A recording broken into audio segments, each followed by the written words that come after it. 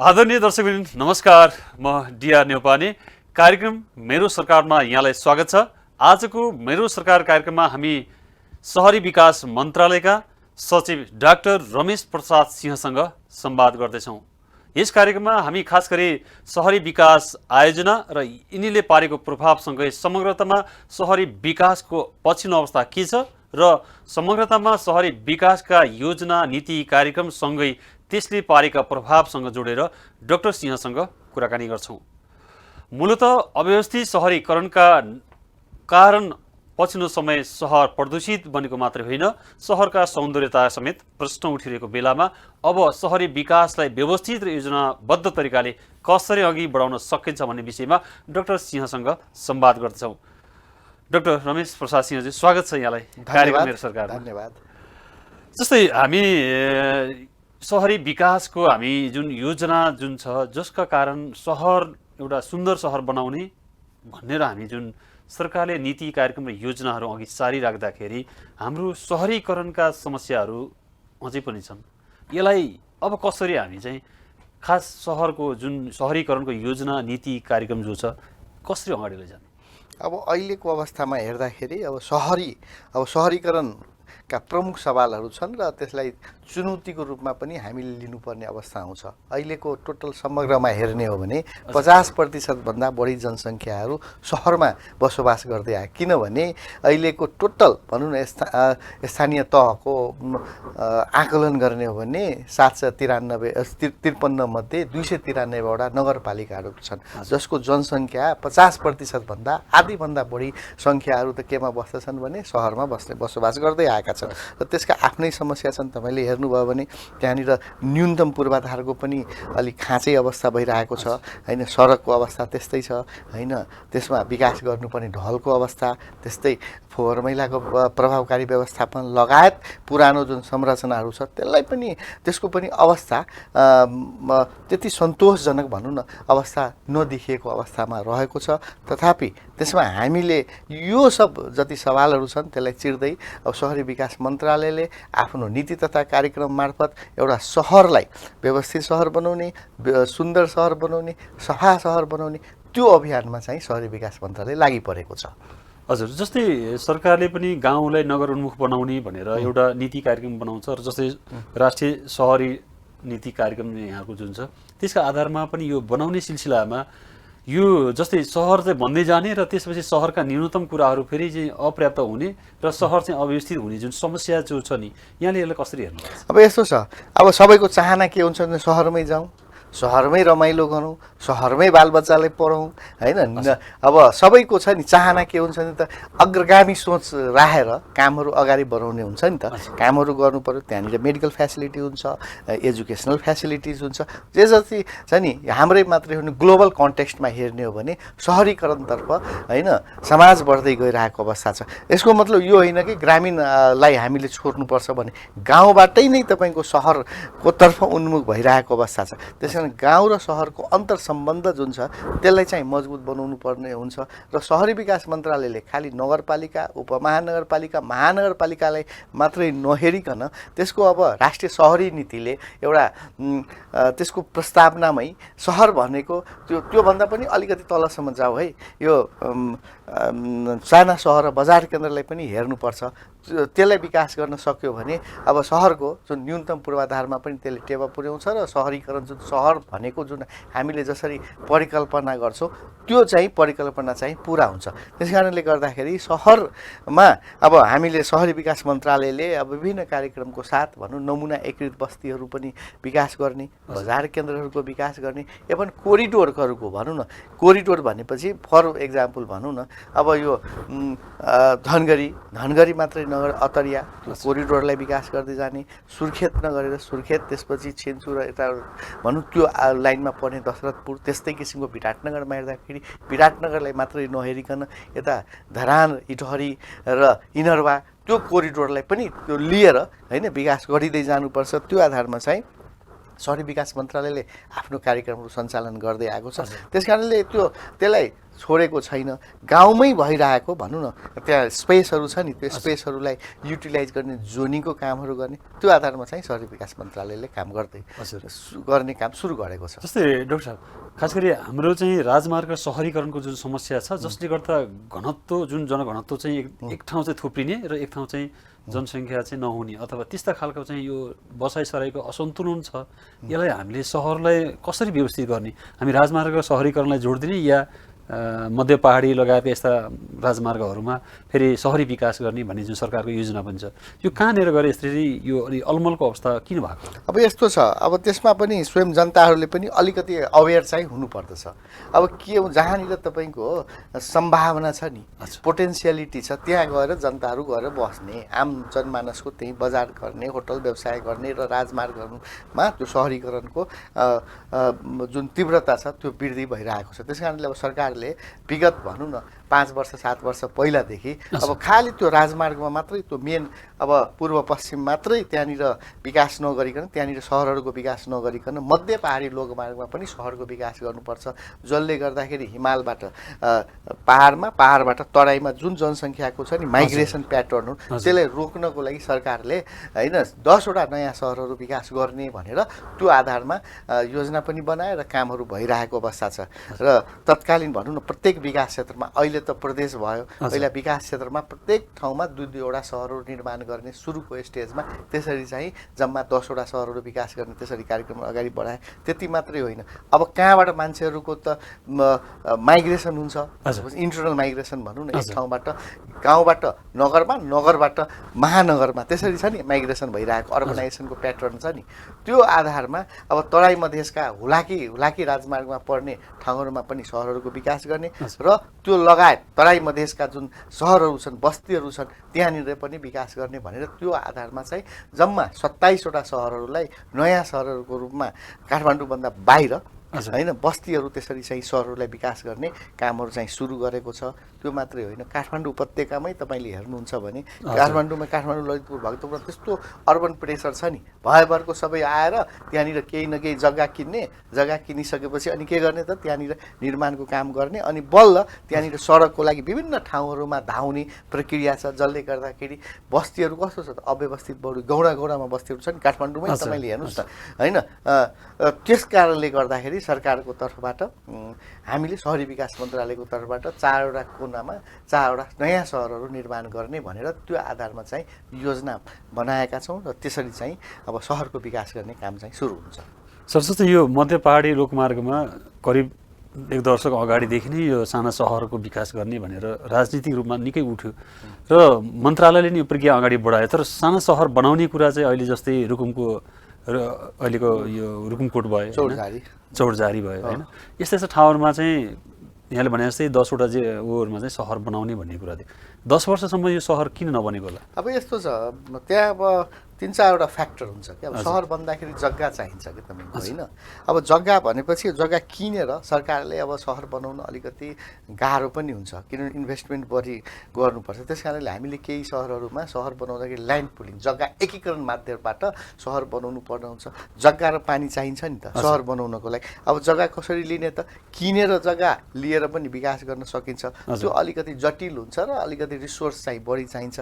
त्यस कारण ल्यान्ड पुलिङबाट गऱ्यो भने नमिलेका जग्गाहरूलाई मिलाउने, त्यहाँ पूर्वाधारको व्यवस्था गर्ने र त्यही जग्गाबाट केही कन्ट्रिब्युसन जग्गा धनीहरूले दिएर त्यसलाई सेल्स प्लटको रूपमा बिक्री गरेर त्यसको पूर्वाधारको विकास गर्ने भनेर त्यो आधारमा चाहिँ जग्गाको एकीकृत भनौँ न जग्गा लाइन पुलिङ हामी भन्छौँ होइन, जग्गा लाइन पुलिङको मार्फतबाट विकास गरेर सहरको निर्माण गरिन्छ र त्यसमा करिब भनौँ न 51% जग्गा धनीहरूको सहमति चाहिन्छ।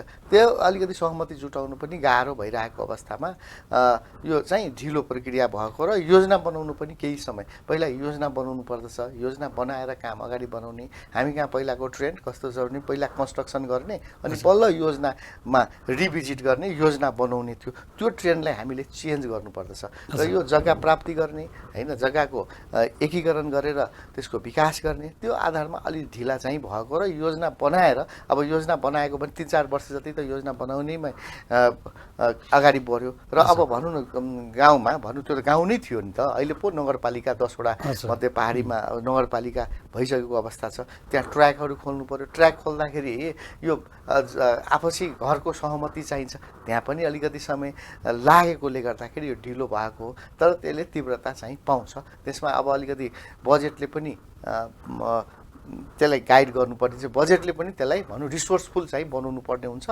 त्यस कारणले अर्थको पनि हामीले अर्थ मन्त्रालयसँग पनि समन्वय गर्दैछौँ र यसलाई अब सानो सानो योजना नगरिकन अब योजना पनि तयार भइसके हाम्रो डिपिआर पनि तयार भइसक्यो अब डिपिआरमा उल्लेख भएअनुसारको ठुल्ठुला निर्माणको काम अगाडि बढाउनु पर्दछ त्यो आधारमा चाहिँ हामी लागि परेका छौँ शहरी विकास मन्त्रालय लागि परेको छ। हजुर डाक्टर सिंहज्यू यहाँ शहरी योजना सम्बन्धी नै यहाँले चाहिँ विद्यावारिधि गर्नुभएको छ र मूलतः नेपालको शहरीकरणको विकासक्रम हेऱ्यो भने अहिलेको परिणामहरूले चाहिँ समस्या मात्र बढी सिर्जना गरिरहेका छौँ यो हामी कहाँनिर चाहिँ हामी चुक्यौँ र हाम्रो सहर चाहिँ व्यवस्थित सहर हुन सकेन यहाँको अनुभव यहाँको चाहिँ आफ्नो अध्ययनले देखाएको खास गरी नेपालको शहरीकरण विकासको श्रृङ्खला हेऱ्यो अब तपाईँको हेर्दाखेरि अब जहाँ समस्या हुन्छ नि त्यहीँनिर तपाईँको निकास पनि हुन्छ समस्या अब शहरीकरण यहाँ मात्रै होइन साउथ एसियामै अथवा तपाईँको ठुला अब भनौँ न विकासशील देशहरूमा पनि शहरीकरणमा समस्याहरू आइरहेको अवस्था छ। अब मल्टी लेभलको समस्याहरू तपाईँले हेर्नुहुन्छ अब काठमाडौँमै र काठमाडौँभन्दा बाहिरको तपाईँले हेर्नुभयो भने हाम्रा सहरहरू पुराना छन् मैले भने नि कन्स्ट्रक्सन गर्ने अनि बल्ल त्यसपछि योजना बनाउने त्यो प्रवृत्ति छ कि हामी कहाँ काठमाडौँमै तपाईँको अब शहरीकरणले अब काठमाडौँको हनुमान ढोका दरबार पाटन दरबार भक्तपुरमा त्यो त पुराना सहरहरू छन् नि त्यहाँनिर पहिला सानो त्यो स्ट्रिटहरू छ नि गल्लीहरू साना त्यहाँनिर एम्बुलेन्स छिर्न नसक्नेहरू घरहरू अनि चोकहरू थिए होइन अहिले पनि छ नि त त्यहाँनिर एउटा सानो एम्बुलेन्स पनि छिर्न नसक्ने भनेपछि त्यहाँ पुराना संरचना छन् र पुराना किसिमको यो पूर्वाधारहरू पनि छन् अनि खानेपानीको लाइन तपाईँले हेर्नुहोस् धेरै पुराना छन् त्यहाँनिर अरू त्यसपछि आएका अरू पूर्वाधारका जुन छ नि सेवा सुविधाहरू पुराना भइसक्यो त्यहाँनिर अब शहरीकरण व्यवस्थित शहरीकरण गर्न बडा जटिल छ। अब तपाईँको रोड चौडा गर्नु पर्यो रोड चौडा गर्दाखेरि के हुन्छ पुराना घरहरू छन् त्यसलाई भत्काउनु पर्यो त्यहाँनिर भत्काइसकेपछि बिजुलीको लाइन लानु पर्यो होइन ढल लानु पर्यो भनेपछि त्यो अलिकति गाह्रो छ नि क्या चोकहरू जसरी नेवार कम्युनिटीहरू बसिरहेको छ त्यसलाई ओभरअल भनौँ न रेट्रोफिट गर्न पुरा गाह्रो छ त्यस कारणले के गर्नुपर्दछ भने त्यसमा नयाँ एप्रोचहरू पनि छन् यो लाइन पुलिङ भनेको हरिजेन्टल हुन्छ यो भर्टिकल लाइन पुलिङ भनेको हाउस पुलिङको कन्सेप्ट आएको छ हाउस पुलिङ भनेको पुराना घरहरूलाई भत्काउने डेमोलिस गरिसकेपछि त्यसमा व्यवस्थित किसिमको त्यस्तै पहिला जस्तो प्रकार थियो नि त्यही आधारमा घरहरू निर्माण गर्ने र ओनरलाई हाउस ओनरलाई ट्रान्सफर गर्ने होइन दिने र केही सबैलाई त पुग्दैन नि तपाईँको अहिले तपाईँले हेर्नुभयो भने एउटै घरमा बाजेदेखि लिएर छोरा नाति सबै बसिरहेको छ केहीलाई त सार्नु पनि पर्ने हुन्छ होइन अन्यत्र ठाउँमा पनि सार्नु पर्ने हुन्छ भनेपछि पुराना सहरहरूमा विकास गर्न बडा गाह्रो छ नयाँ सहरहरूमा यो क्रम बढेको छ त्यो अलिकति सहज छ।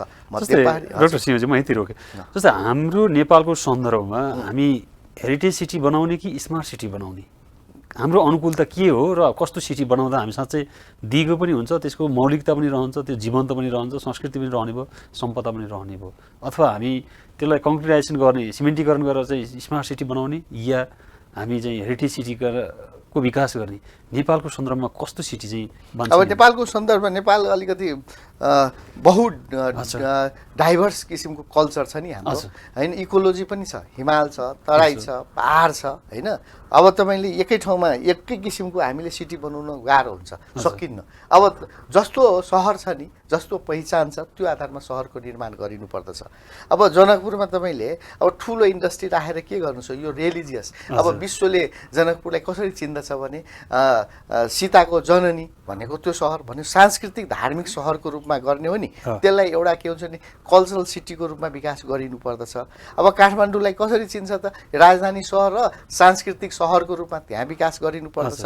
अब तपाईँको यो दमकलाई अब त्यो सहरी यो त अलि इन्डस्ट्रियलाइज सिटी छ नि त त्यसलाई औद्योगिक सहरको रूपमा विकास गरिनु पर्दछ। विराटनगरको कुरा गर्नुहुन्छ विराटनगरलाई धार्मिक सहरको रूपमा विकास गरिनु हुँदैन नि त्यसलाई तपाईँको एउटा इन्डस्ट्रियल सहरको रूपमा विराटनगर र भिरगञ्जलाई गरिनुपर्दछ हजुर। होइन। त्यसपछि दैलेखमा भनौँ न अलिकति पहाडतिर जाउँ होइन, त्यहाँनिर तपाईँको यो पुराना त्यहाँ ट्रेडिसनल आर्किटेक्चरहरू छ नि त्यहाँनिर, धेरै तपाईँको पुरातत्व उत्खननका सामानहरू पाइएको छ। त्यसलाई तपाईँको एउटा प्राचीन सहर भनेपछि एउटा रिलिजियस सहरको रूपमा विकास गरिनु पर्दछ। भनेपछि त्यो विभिन्न सहरहरूको आफ्नै पहिचान हुन्छ। लुम्बिनीको कुरा गरौँ, लुम्बिनीलाई तपाईँको बौद्धको सहर भनेपछि, बुद्धिस्टको सहर भनेपछि त्यसरी गरेर एउटा धार्मिक सांस्कृतिक सहर, रिलिजियस सहरको रूपमा विकास गर्नुपर्छ। सबैको आस्थाको केन्द्र हो नि त। अब नेपाललाई भनौँ न, अब तपाईँको विश्वले नेपाललाई कसरी चिन्दछ भने 4वटा सहरलाई मात्रै राम्ररी चिन्दछ। हेर्नुहोस्, एउटा चाहिँ जनकपुर, अब सीता जननीको धार्मिक सहर। अब बुद्धको जन्मस्थल लुम्बिनी चिन्दछ। पोखरालाई तपाईँको पर्यटकीय नगरी पोखरा र राजधानी सहर भनेपछि काठमाडौँ। त्यो बाहेकका सहरहरूमा त आफ्नै पहिचान छन्, त्यो भन्न खोजेको होइन कि, तर विश्वले चिन्ने त्यसरी हो नि त सहरलाई। भनेपछि अब यो धार्मिक हेरिटेज सहरको रूपमा पनि विकास गरिनु पर्दछ। ठुला कङ्क्रिटको जङ्गल बनाएर के गर्नुहुन्छ काठमाडौँमा? त्यस कारणले काठमाडौँ जुन वर्ल्ड हेरिटेज साइटहरू छ त्यसलाई चाहिँ इन्ट्याक्ट राख्नु पर्दछ। त्यसको आउटस्ट्यान्डिङ युनिभर्सल भ्यालु, इन्ट्रिग्रिटी र अथेन्टिसिटी छ, त्यसलाई चाहिँ मेन्टेन गरेर राख्नु पर्दछ। त्यसलाई कहीँनिर कङ्क्रिटको जङ्गल, त्यसलाई पनि अब भनौँ न पुरातात्विक मापदण्डले पनि कोर जोनलाई केही पनि नचलाउने, बफर जोनमा अब मोडर्नाइजेसन छ नि त। अब तपाईँ खालि कल्चरल सिटी मात्रै जोनिङ गरिनु पर्दछ। त्यो हेरिटेज साइट बाहेकको खालि कल्चरल सिटी गरेर पनि भएन, त्यहाँ जोनिङ गर्नु पर्यो। अब मोडर्नाइजेसनलाई रोक्न सकिन्न नि। अब जुन किसिमको मोडर्नाइजेसन छ, मोडर्नाइजेसनमा ट्रेडिसनल फ्याब्रिक जोडिनु पर्दछ क्या। नत्र भने अब मोडर्नाइजेसनले अब तपाईँको त्यत्रो ठुल्ठुलो अब न्यु रोडमा छ भने केही जोनिङ राखेर ठुला तल्ला मान्छेलाई त्यो पनि हेर्न मजा आउँछ नि। ठुला सहर, त्यहाँनिर कङ्क्रिटका जङ्गल पनि भनेपछि नयाँ घरहरूको नयाँ मेटेरियलको विकास भएको छ नि, त्यसलाई पनि युटिलाइज गर्नुपर्छ। भनेपछि जस्तो ठाउँलाई जोनिङ गरेर हामीले विकास गर्नु, कल्चरल सिटी पनि विकास गर्नुपर्छ, हेरिटेज सिटीको रूपमा विकास गर्नुपर्छ र कङ्क्रिट ठुल्ठुला होइन जोनिङ गरेर त्यस्तो किसिमको स्ट्रक्चरलाई रोकिनु पनि हुँदैन। मोडर्नाइजेसनलाई पनि हामीले सँगै लाने हो, ट्रेडिसनललाई पनि सँगै लाने, मोडर्नाइजेसनलाई पनि सँगै लाने हो। त्यसरी गरेर दुइटैलाई जोडेर लाने हो सहरको विकास गर्दाखेरि। जस्तै पछिल्लो चरणमा अझै पनि नयाँ ठाउँमा चाहिँ बस्ती बसाल्ने र त्यहाँ चाहिँ जबरजस्त चाहिँ होइन संरचना खडा गर्ने, न्यूनतम पूर्वाधार नहुने जुन प्रवृत्ति जो छ नि, त्यस्तो प्रवृत्ति रोक्नको लागि हाम्रो खास गरी सहरी योजना सम्बन्धी जुन खालको नीति छ, राष्ट्रिय सहरी नीति, यो नीति अनुसार चाहिँ त्यो तल्लो तहसम्म त्यसरी कार्यान्वयन भएको छ या छैन? अब यस्तो छ, हाम्रो नगरपालिकाहरू गठन गर्दाखेरि अब अलि त्यसमा कस्तो निर्णय भएको छ भने योजना बनाउने गरी नगरपालिका गठन गर्ने त्यस्तो भएको छ। भनेपछि दुईवटा कुरा यसमा, अब एउटा न्यूनतम पूर्वाधार भएपछि मात्रै नगरपालिका गठन गर्नु पर्दथ्यो होइन, हो कि न? अब के गरिदियो भने गाउँगाउँलाई जोडेर पपुलेसन पुर्याएर नगरपालिका गठन भयो। त्यो आफैमा अलिकति त्यसलाई रिभिजिट गर्नुपर्ने अवस्था थियो। जे होस् त्यो चाहिँ गठन भयो। अब यसमा सम्भावना हामीले राज्यले बाट गठन भइसकेपछि के भयो त, त्यहाँनिर स्पेसहरू छ नि, गाउँगाउँलाई जोडिसकेपछि पुरानोलाई पो हामीले विकास गर्न बडा अलिकति जटिल समस्या हुन्छ। हाम्रो किसिमको प्रविधिहरू त्यस्तो किसिमको नभइसकेको अवस्थामा र अब सबै मान्छेको इन्ट्रिग्रेटेड भनौँ न एउटा सबैको सहयोग चाहिन्छ। तर पुरानो भने गाउँमा छ भने त्यहाँनिर तपाईँले विकास त गर्न सकिन्छ नि।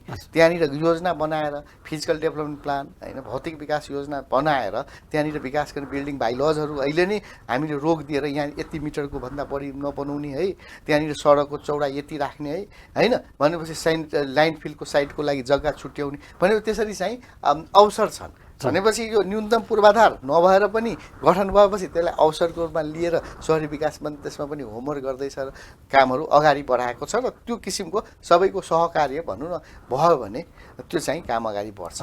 डाक्टर साहब, जस्तै हाम्रो बस्ती कहाँ बस्ने, खेतीयोग्य जमिन कहाँ बनाउने, जङ्गल कता, पानीका स्रोतहरू के भनेर समग्र यसको चाहिँ टेरिटोरियल चिजलाई चाहिँ योजनाबद्ध तरिकाले हामी गर्न नसकेको कारणले हामी जहाँ पनि चाहिँ बस्ती हुने र बस्तीको नाममा चाहिँ फेरि जबरजस्त सहरीकरण हुने, भद्रकोल हुने अवस्था सिर्जना भइराखेको छ। परिणामले त्यो देखाइरहेछ। हाम्रो नीतिगत सुधारहरू भएकै होला होइन, तर यो हुने प्रवृत्तिलाई चाहिँ हामी कसरी रोक्ने? हामीसँग ठोस योजनाको अभावमा हो या अन्तर मन्त्रालय समन्वय तिनै तहका सरकार बीचको समन्वयको अभावमा यो स्थिति नीतिमा एउटा भइराख्ने तर कार्यान्वयनमा जाँदाखेरि अलिक फरक हुने प्रवृत्ति जुन छ नि, यो कहाँनिर यो समस्या देखियो? अब यस्तो छ, अब तपाईँले भने कार्यान्वयनमा पनि प्रभावकारी बनाउनु पर्दछ होइन। समन्वय पनि, आपसी समन्वय सङ्घ प्रदेश र स्थानीय तहको बिचमा समन्वय पनि बढाउनु पर्दछ। त्यसमा त अब कुनै दुविधै छैन, त्यो गर्नै पर्ने हुन्छ। र अब पोलिसी बनाउने सङ्घीय मन्त्रालय भनौँ न, अब सहरी विकास इम्प्लिमेन्ट गर्ने कसले त?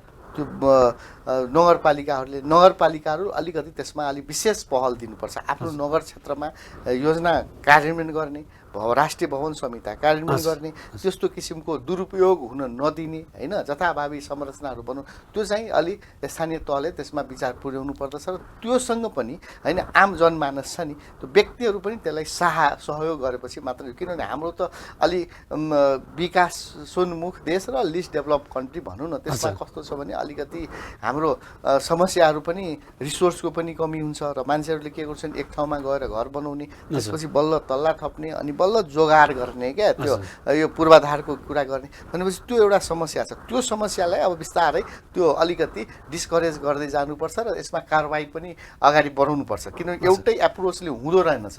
यसमा तुरुन्तै त्यो नगरपालिकाको तर्फबाट होइन, पोलिसीमा मात्रै भएर पनि तुरुन्तै टप डाउन एप्रोच भनौँ न, नियम कानुनहरू त्यसलाई कार्यान्वयन गरिहाल्नुपर्छ एउटा कुरा। र दोस्रो नम्बरमा के गर्नुपर्छ भने पिपुलको एवारनेस छ नि, स्वयं पनि अलिकति जागरुक चाहिँ हुनुपर्छ। कहाँनिर गएर फोहोर फालिदिने हो, कहाँनिर गएर न्यूनतम पूर्वाधारको छ नि, हामीसँग कम रिसोर्स छ नि, त्यही रिसोर्समा अगाडि बढाउनु पर्दछ नि, बढिनु पर्दछ नि, भने सबैको सहकार्यको आवश्यकता पर्दछ। र प्रदेशको पनि एकदमै इम्पोर्टेन्ट रोल छ। त्यस कारण तिनटै तहकोलाई एकदमै कडा भनौँ न, एक समन्वय, आपसी समन्वयमा पनि वृद्धि चाहिँ हुनु आवश्यक देखिन्छ। डाक्टर साहब, हामी अन्तिमतिर छौँ।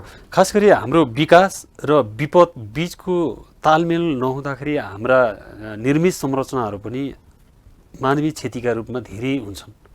जो अव्यवस्थित सहरीकरण, अव्यवस्थित सडक, यी यावत कुराले पनि हामीलाई ठुलो चाहिँ मानवीय क्षति भएको छ। ठुलो हामी चाहिँ जस्तो भूकम्पबाट हामी क्षति बेहोऱ्यौँ, बाढी पहिरो प्रकोपका कुराहरू पनि हामी क्षति बेहोऱ्यौँ। विपद र विकासलाई जोड्नुपर्छ कि पर्दैन? हामी यो मामलामा हामी कति सिरियस छौँ? होइन, दुइटै एकअर्काको एक सिक्काको भन्छ नि, दुईवटा विकास र विपद, त्यो दुइटै जोडिनु पर्दछ। किनभने अब अहिलेको अवस्थामा हेर्ने हो भने होल हिमालयन रेन्जमा नेपाल एकदमै भर्नेबल कन्ट्री हो। र इभन तपाईँको काठमाडौँ त अब अति नै भनौँ न, विश्वले नै त्यसलाई पहिचान गरेको भूकम्पकोमा एकदमै सबैभन्दा संवेदनशील सहरको रूपमा यसलाई पहिचान गरेको छ। अब यो प्राकृतिक रूपमा पनि यहाँ विपद आइरहेको छ। तपाईँले उदाहरणको लागि भनौँ न, अब के हुँदो रहेछ भने तिब्बतियन प्लेट र इन्डियन प्लेटहरू एकअर्कामा अब सर्दाखेरि भनौँ न, मुभमेन्ट हुँदाखेरि अब 75देखि 80 इयर्समा त्यो इनर्जी चाहिँ रिलिज भएपछि भूकम्पको सम्भावना रहन्छ र भइरहेको पनि हाम्रो जुन तथ्याङ्कले पनि देखाएको छ। त्यस्तो अवस्थामा हामी अलिकति पनि सिरियस चाहिँ हुनुपर्दछ। कसरी सिरियस हुनुपर्छ? तल्ला थपिदिने। अब विपद त एउटा आउँछ होइन, अब विकास त गर्न त कसरी रोक्न सक्दैन नि। विकास पनि गर्ने र यो जथाभावी जुन निर्माणहरू छ नि भएको, त्यसलाई चाहिँ राष्ट्रिय भवन एउटा के हुन्छ बिल्डिङ कोड लागू गरेर गरिनु पर्दछ। नक्साहरू बनाउँदाखेरि त्यो स्वीकृत गरेर गर्नुपर्दछ। एउटा नक्सामा छ, त्यसलाई चाहिँ अब विपद हामी थपिरहेका छौँ क्या। अब ठुल्ठुला यतातिर आफैमा अब प्राकृतिक कारणले गर्दाखेरि विपद आउन सक्ने सम्भावना छ। त्यो विपदलाई के गरिदियो त? मानवीय कारणले गर्दाखेरि पनि थप्यो। त्यसमा सबैजना भनौँ न, सरकार मात्रै नभएर सरकार त फेसिलिटेसन गर्ने र पोलिसी लेभल बनाउने र व्यक्तिहरूदेखि लिएर सरोकार बलाहरू पनि त्यसमा आपसी समन्वय र उनीहरूको सहयोगहरू भयो भने त्यसमा अलिकति विपदबाट हामी चाहिँ कम चाहिँ जोखिमबाट न्यूनीकरणतर्फ सर्छौँ र अगाडि बढ्छौँ। नत्र भने विकास हुँदै गर्छ, त्यो विकासको ध्वस्त कस्ता घरहरू छ अब तपाईँको संहिताहरू पालन नगरेको, विपद थप्दै जाने होइन नि। तपाईँको त्यो कन्स्ट्रक्सनहरू, त्यो गगनचुम्बी भवनहरू बनाउने, ठुल्ठुला भवनहरू बनाउने र के गर्छौँ भने हामी इन्क्रोचहरू गरिदिने होइन, भाषा इन्क्रोच गरिदिने, चोकहरू इन्क्रोच गरिदिने, त्यस्तो कुराहरूमा हामी चाहिँ संवेदनशील चाहिँ हुनुपर्दछ। जस्तै यहाँ अहिले भौतिक सहरी विकास मन्त्रालयमा जुन एउटा जिम्मेवारी लिएर आउनुभएको छ, अब हाम्रो सहरी विकासको क्षेत्रमा यहाँ आइसके पछाडिका सुधार हुने चाहिँ यहाँका प्रतिबद्धता के छन् अन्तिममा? अब यस्तो छ, अब सहरी विकास भनेपछि सहर भनेपछि सरकार र जनताको दुईटैजनाको मेरो लागि होइन हाम्रो लागि हो। सबैले एक आपसमा सहयोग चाहिँ सहकार्य गर्नुपर्दछ। त्यसरी मेरो चाहिँ मान्यता। र अब सहर सेटलमेन्टसँग लिङ्कअप हुन्छ नि, त्यस कारणले पिपुलहरू चाहिँ त्यसमा डाइरेक्ट चाहिँ संलग्नता हुन्छ र सहर विकास गर्दाखेरि हामीले सरकारको लागि मात्रै नभएर पिपुललाई भनौँ न केन्द्रबिन्दुमा राखेर सहरहरूको निर्माण गरिँदै पनि छ र गरिनु पर्दछ र हामीले त्यसमा चाहिँ जोड दिएका छौँ। र एउटा एकीकृत रूपमा सहरलाई एउटै भनौँ न सडकलाई मात्रै ढललाई मात्रै त्यो नगरिकन एकीकृत रूपमा हामीले सहरी विकास गर्ने भनेर अहिले सहरी विकास ऐन पनि हाम्रो ड्राफ्ट भएको छ है। सहरी विकास ऐन अब छिट्टै अब यही हिउँदे अधिवेशनमा पनि स्वीकृत छन् पास भएपछि सहरी विकास ऐन आउँछ र सहरी विकास ऐनमा सहरलाई व्यवस्थित बनाउने भने अब अहिलेको अवस्थामा हेर्नु न, अब पहिला अब कसैले सडक बनायो फेरि त्यहाँनिर गएर खन्यो, त्यहाँनिर खानेपानीको लाइन लगायो, फेरि कसैले बिजुलीको लाइन लगायो। त्यसरी होइन, जमिन मुनिको काम गर्ने, त्यसपछि आएर जमिन माथिको काम गर्ने र त्यसपछि आएर सडकको पिचिङ गर्ने काम गर्ने, सम्पन्न गर्ने र अरू सहर यो जमिन मुनिका छन् बिजुली बत्तीदेखि लिएर सम्पूर्ण कामहरू त्यो काउन्सिलिङहरू गर्ने र सहरलाई विकास गर्नको लागि विभिन्न छ नि क्षेत्रहरू निर्धारण भएर मात्रै सहरको विकास गर्नुपर्दछ। त्यो आधारमा सहरी विकास ऐन आएको छ र सहरी विकास ऐन कार्यान्वयन भएपछि यो कामहरू अलिकति सहज हुन्छ र त्यसमा पिपुलहरूले बढी चाहिँ सहयोग चाहिँ गरिदिँदाखेरि यो सहरको विकास हुन्छ। सहर मेरो लागि होइन सबैको लागि हो। त्यस कारण त्यो किसिमको एउटा संस्कारको विकास भयो भने मात्रै सुन्दर सहरको कल्पना हामी जुन ड्रिम देख्छौँ त्यो चाहिँ अवश्य पुरा हुन्छ। हस् त डाक्टर साहब, अत्यन्तै महत्त्वपूर्ण विचार राखिदिनु भयो, हाम्रो कार्यक्रममा आइदिनु भयो, त्यसको लागि धेरै धेरै धन्यवाद। Thank you very much. होइन अब यो टिभी टुडेबाट यसरी मलाई समय दिएर आफ्नो सहरीकरण सम्बन्धी केही भनाइराख्ने जुन मौका दिनुभयो त्यसको लागि मैले यो टिभी टुडेप्रति आभार व्यक्त गर्दछु, कृतज्ञता व्यक्त गर्दछु। धन्यवाद। दर्शकवृन्द, आजको कार्यक्रममा हुनुहुन्थ्यो सहरी विकास मन्त्रालयका सचिव रमेश प्रसाद सिंह। उहाँ सहरी विकास सम्बन्धी विज्ञ पनि हुनुहुन्छ। उहाँसँग समग्र नेपालको सहरी विकासको विषयमा हामी संवाद र छलफल गऱ्यौँ। पक्कै पनि व्यवस्थित, सुन्दर र समृद्ध उन्नत सहर विकास निर्माणमा तपाईँ हामी सबै जुटौँ, पक्कै पनि त्यो लक्ष्य पुरा हुनेछ भन्दै आजको यो मेरो सरकार कार्यक्रमबाट म प्रस्तुता डिआर न्यौपाने सहित हाम्रो टिमलाई पनि बिदा दिनुहोस्। नमस्कार।